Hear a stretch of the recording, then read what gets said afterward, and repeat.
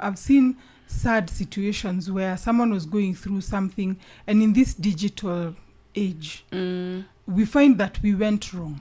Yeah. Maybe somebody filmed something that they should not have been filming, and they posted it. And this is a good forum to say, don't do that. Yeah. Instead, try and de-escalate the situation and bring the person to where they can get help. And people are even in social media, when someone starts posting things that are, I like, there was some recent ones where people came together, put together some resources, and psychologists, psychiatrists reached out, and this person was able to get help. That's true. So we can also learn from our mistakes. Yeah. See how we handled something that went viral and ask ourselves, did that have to happen?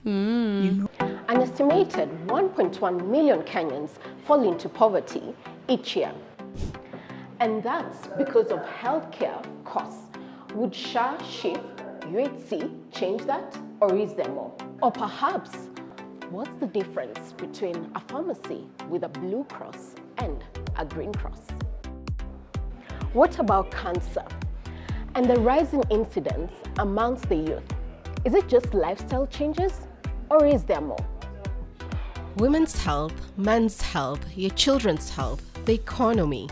This and more awaits you on Season 2 of Kenya's favorite health podcast. My name is Dr. Diana Wangari Gitao, and welcome to Season 2 of the One Health Lens podcast.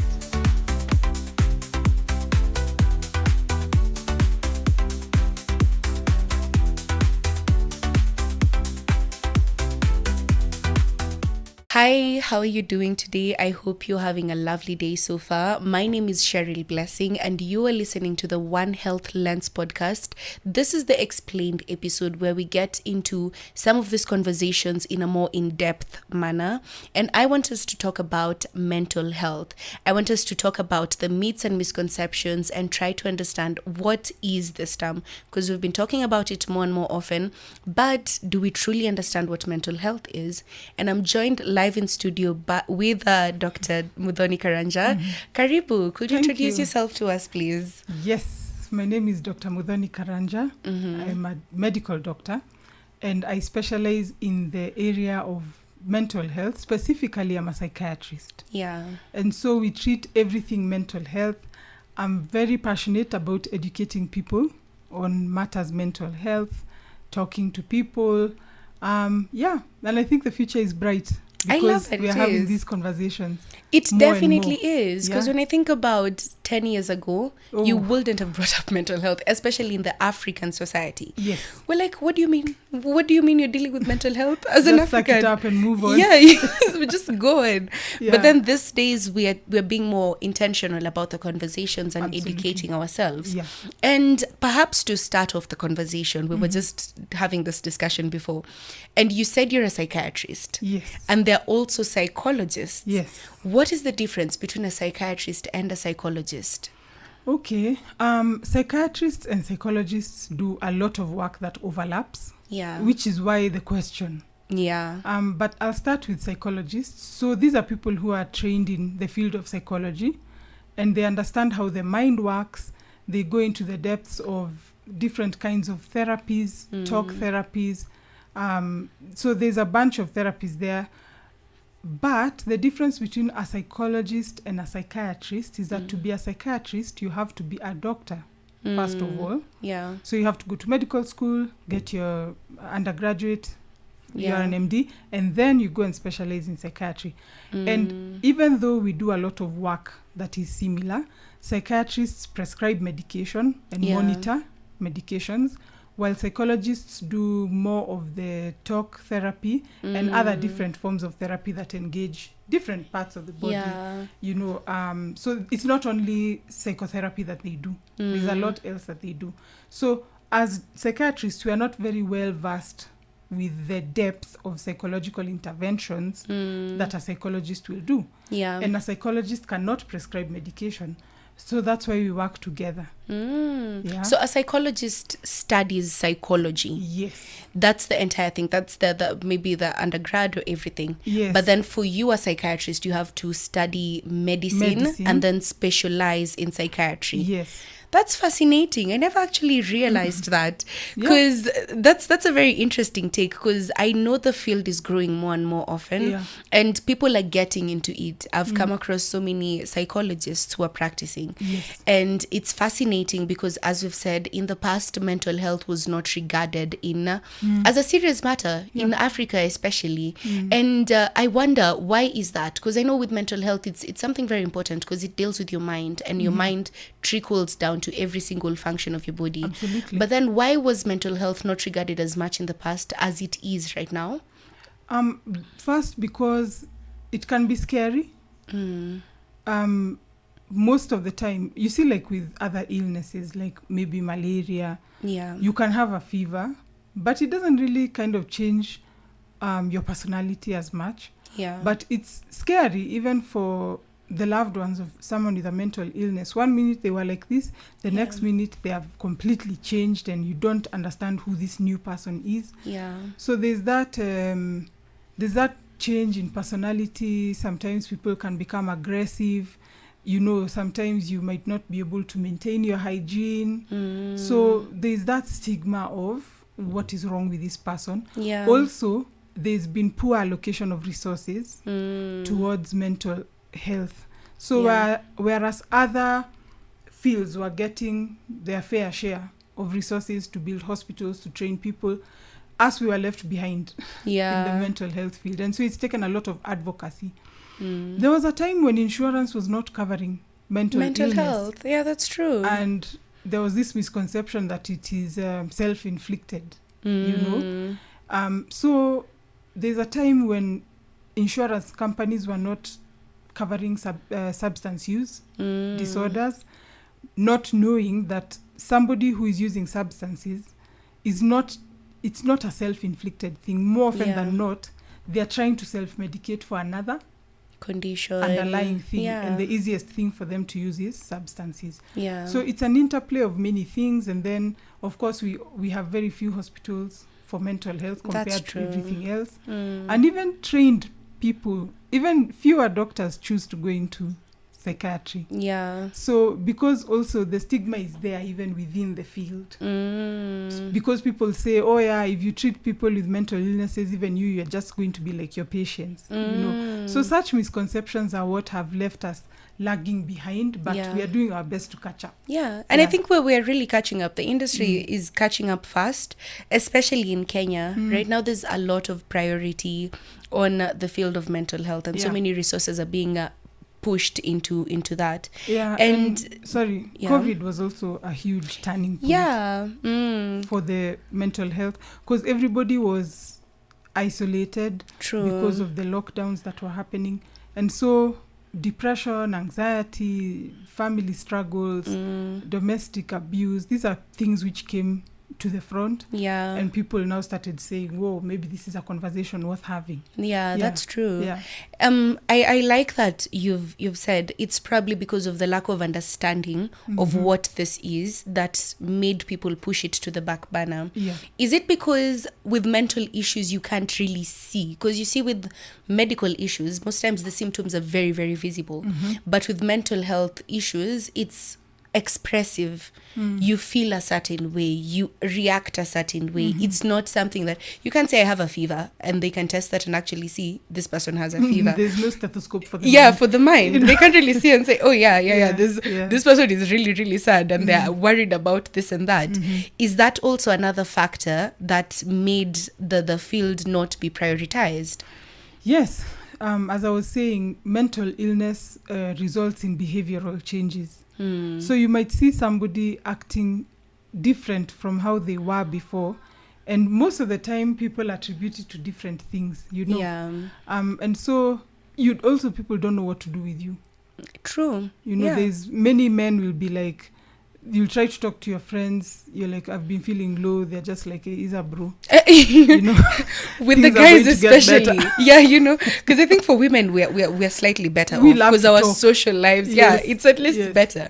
But with guys, you'll go and tell them, hey, by the way, brother, me na feel hivi na hivi. And then your boys is like, wait, see, we go drink. Have a drink. Take it easy. So it's also perhaps the way we react to it with the genders can create an effect, because I can imagine if I'm a guy, I spoke up one time when I was going through anxiety and I was told that, I probably would feel less reluctant. I'd be less reluctant to talk about it again, to bring it up again. For sure. So how can we create environments that make us have these conversations, from the workspace to our home life to, you know, with our friends and our family? Because even with our family, sometimes I experience anxiety. And when I tell my mom that, she's like, Shindwe. You know, she'll start rebuking it. Yeah. Like it's a doesn't spirit. belong in our family. Yeah, you kemea your roho. Just So, say no. Yeah. And it's not that easy at times. No, it's so not. how can we bring up these conversations in a way that we create understanding? I think with everything which produces stigma, ignorance is the biggest driver. What we don't know, we fear. Yeah. You know. So the starting point is what we are doing right now. Having a conversation about mental health, about mental illness, normalizing this conversation. The church is also doing great. They're trying to catch up. The media is doing very well on this. And even organizations that are in the field of mental health are trying their best to reach out. And even doctors, like us, psychiatrists, in our own private capacity, we're bringing these conversations to where people are. Yeah. So the first thing is education. We need to sensitize people way more and to normalize these things. Even with children in school, we need to involve the teachers. We need to involve the nurses. Even like when mothers go for their antenatal clinic, you've gotten a baby or you're pregnant, the nurses do make an effort to talk to, they put some mothers together, they talk to them, they're like, if you're feeling this and this and this, that's not normal, ask for help. So education. That's the way. Because once you get rid of the ignorance, once you inform people and they're aware of these things, then it helps them deal with it. Then they're aware, when we get here, this might be what is causing it. So we need to educate ourselves more and more about these matters.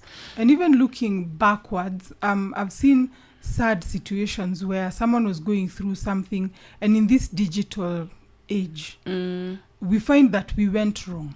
Maybe somebody filmed something that they should not have been filming, and they posted it. And this is a good forum to say, don't do that. Instead, try and de-escalate the situation and bring the person to where they can get help. And people are even in social media, when someone starts posting things that are, you know, I like, there was some recent ones where people came together, put together some resources, and you know, psychologists, psychiatrists reached out, and this person was able to get help. That's true. So we can also learn from our mistakes. See how we handled something that went viral, and ask ourselves, did that have to happen? You know? That's true. And you know, because social media can sometimes be very insensitive. People online can be... I can share something that is very personal, and the comments, the feedback I get can even escalate the matter. And you know, with Kenyans on social media, God, worldwide. We are champions. People are afraid. Major media houses are afraid of us in government. Do not want to rub Kenyans off the wrong way. Yeah, and I think there is something that we need to do. We need to be more sensitive. We need to understand that on the other end of the screen is a human being. Completely. And that's one thing that we probably need to have multiple conversations on, because cyberbullying is something that we take so lightly in this day and time, because you have you have the benefit of being anonymous. So no one can track you and say this specific person said this and that. But we need to be more conscious about people's feelings and their emotions. And I think that also trickles down to reality. Like, we were talking about the good mental health practices. The way we'd want someone to be conscious to us, that's perhaps the way we should be conscious to them and their emotions. How can we become more sensitive? Because, you know, we are kind of desensitized about so many matters these days. But how can we go back to being more sensitive to our fellow people and situations? I think that's a very good approach and a very good question, because I'll start with the recent maandamanos. So there are things which we did which were not very helpful. Yeah. On one hand, you have a civic duty to do what you think is right for your country. If you feel you want to be contributing out there on the streets, absolutely go for it.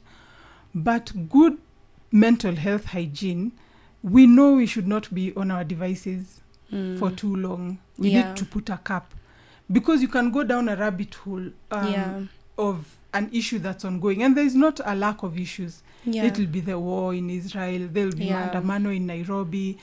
Something is always happening which requires online advocacy. But on an individual level, we need to take a break, sleep, eat, take a shower, have real conversations with real people who are around you, not on the other side of a screen. And then also to educate ourselves on the right terminologies to use, to educate ourselves on what someone could be going through. Refrain from commenting on things you know nothing about, because you can't know everything about everything. That's so true. It's good to, if you have nothing nice to say, keep it to yourself. How about saying nothing at all? Yeah.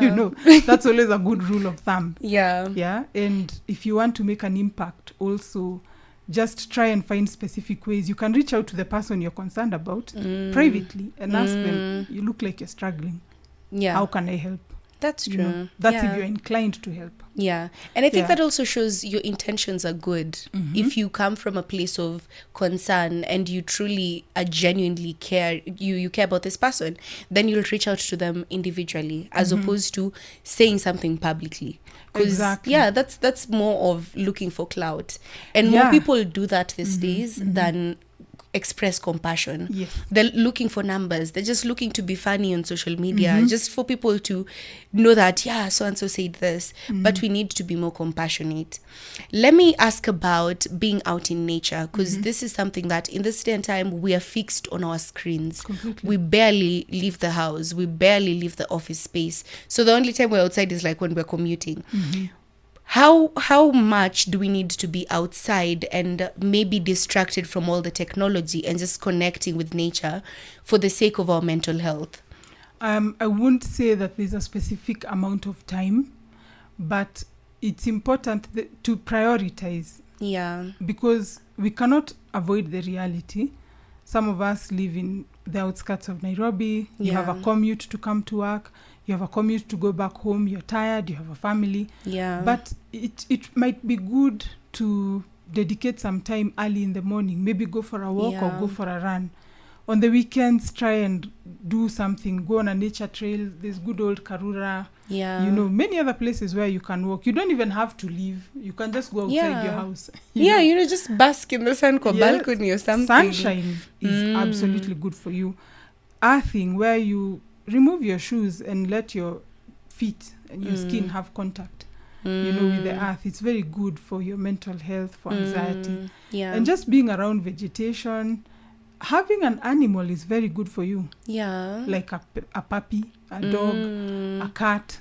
Because they kind of give you that unconditional love, and they are just warm and fuzzy. They're just pure. They make you have fuzzy feelings. And incorporating your children also into getting into nature is very good. And it brings your mind should be where your feet are, not out there on the online streets, always fighting about something. And also, I think a good question to ask yourself every day is, do I have to have an opinion about this? You don't have to have an opinion about everything.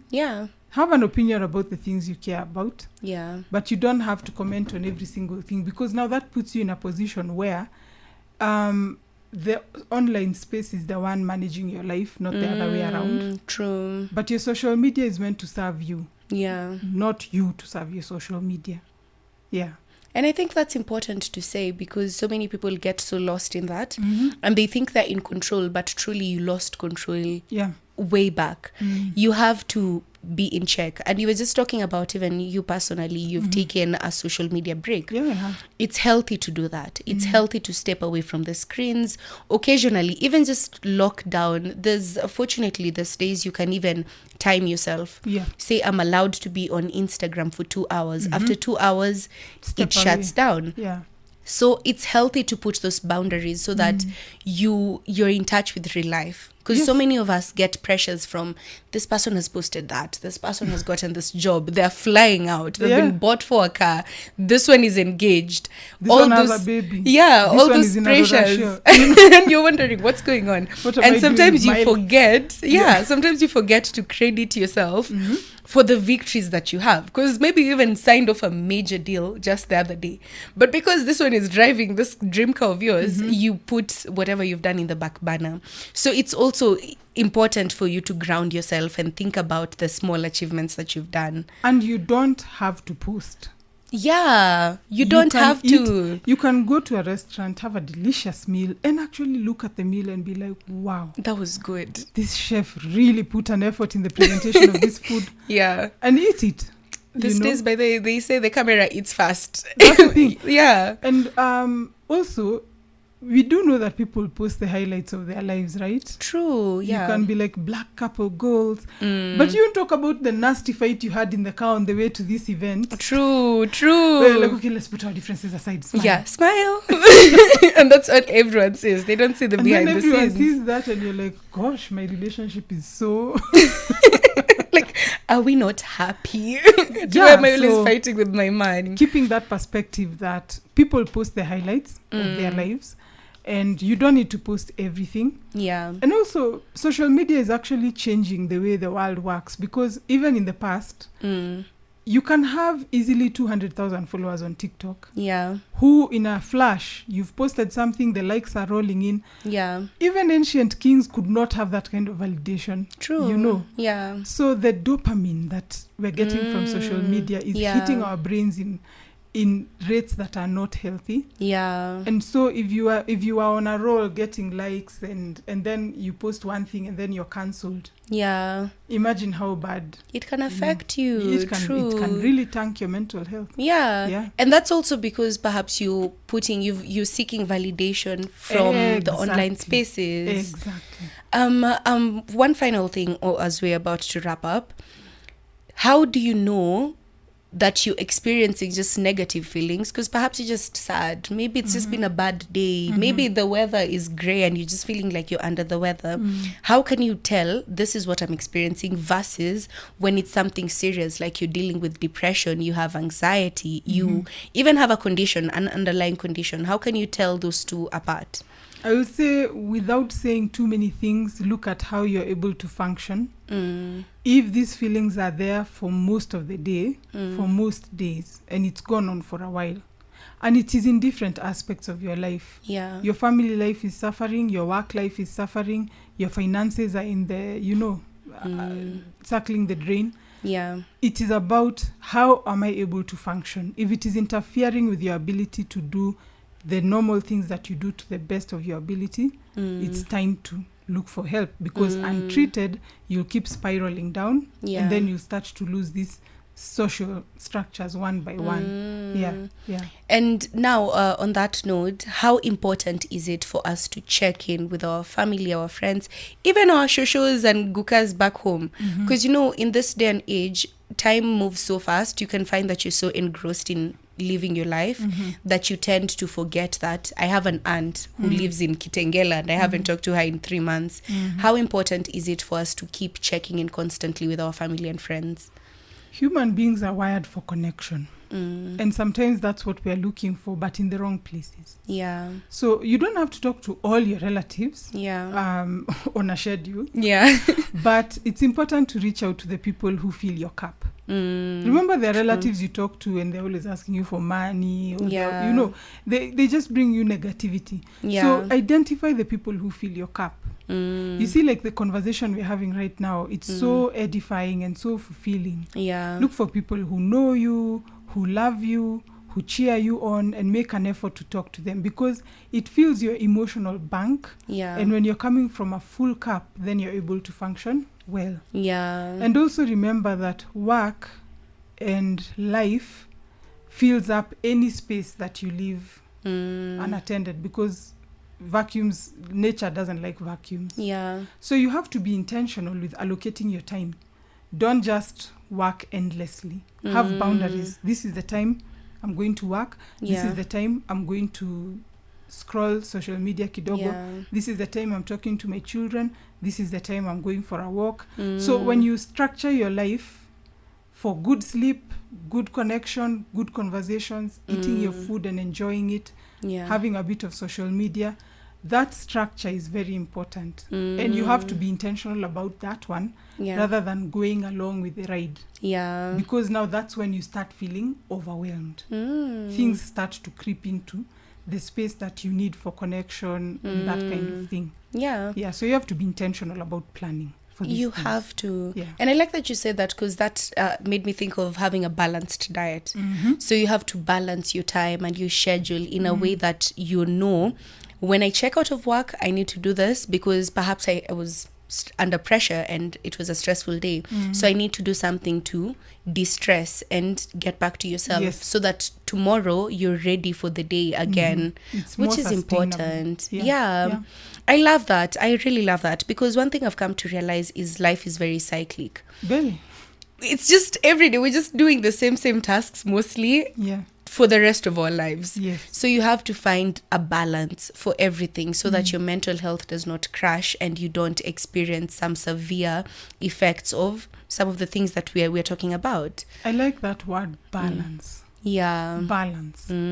It is not, do not let one aspect of your life take over everything. The Yeah. most common, on top of being online champions as Kenyans, Kenya is also a drinking nation. Yeah.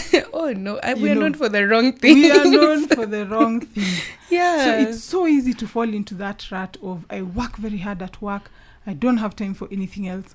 The only thing I want to go home is just kick off my shoes and take 3 glasses of wine, you know. Yeah. But the problem is it goes increasing. True. And so when you have that balance, I don't feel like going to the gym, but I must go. Yeah.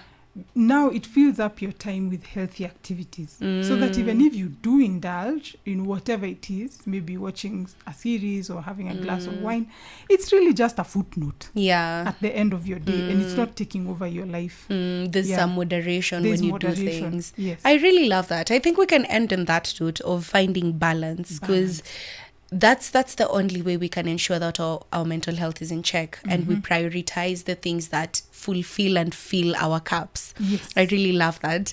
So where can we find you on socials, in case you want to reach out after?